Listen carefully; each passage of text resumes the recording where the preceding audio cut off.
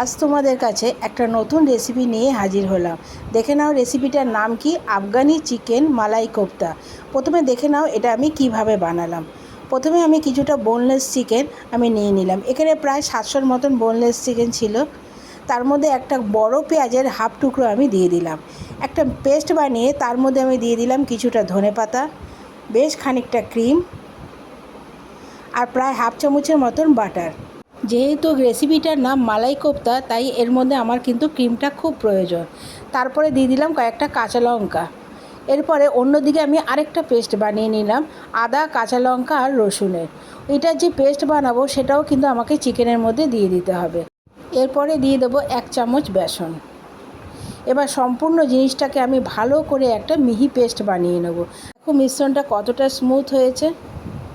এবার অন্যদিকে কড়াইতে বেশ খানিকটা সাদা তেল দিয়ে এই চিকেনটাকে আমি কাবাবের আকারে ভেজে নেব।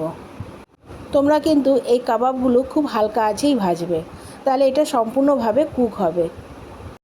এবার আমি এক এক করে প্রত্যেকটা কাবাব ভেজে নেব। কাবাবের আকারগুলো কিন্তু একটু বড় করেই দিলাম। এই কাবাবগুলো কিন্তু খেতে ভীষণ নরম হয়, কারণ এর ভেতরে যেহেতু অনেকটা ক্রিম দেওয়া হয়েছে, তাই কাবাবগুলো কিন্তু খেতে দারুণ লাগে। এবার আমি একটা একটা করে সবই ভেজে তুললাম। তোমরাও কিন্তু ঠিক বাড়িতে এইভাবেই ট্রাই করবে, আর আমাকে অবশ্যই কমেন্টস করে জানাবে যে রেসিপিটা কেমন হলো। এবার কড়াইতে যে তেল ছিল সেই তেলের মধ্যেই একটা বড় সাইজের পেঁয়াজ আমি কুচিয়ে দিয়ে দেবো। তারপরে দিয়ে দেবো কয়েকটা কাঁচা লঙ্কা, 2-3টে এলাচ আর খানিকটা কাজু বাদাম। এবার এটাকে আমি একটু লাল লাল করে ভেজে নেব। একটু কালার চেঞ্জ হয়ে গেলেই আমি এটা তুলে নেব। খুব একটা লাল করতে হবে না। দেখো একটু কালার চেঞ্জ হয়েছে। এবার আমি এটাকে তুলে নিলাম। এবার মিক্সিতে আমি এটা মিহি একটা পেস্ট বানিয়ে নেব।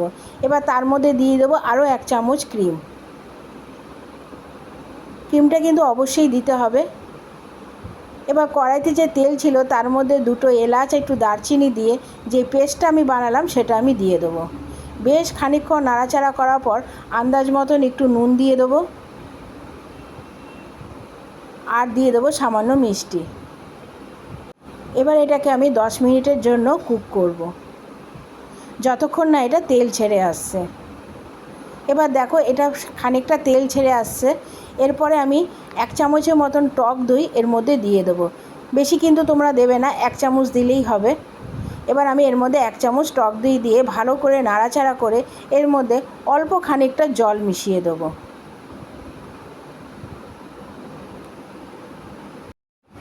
এর মধ্যে প্রায় আমি 1 থেকে 1.5 কাপের মতন জল অ্যাড করেছি।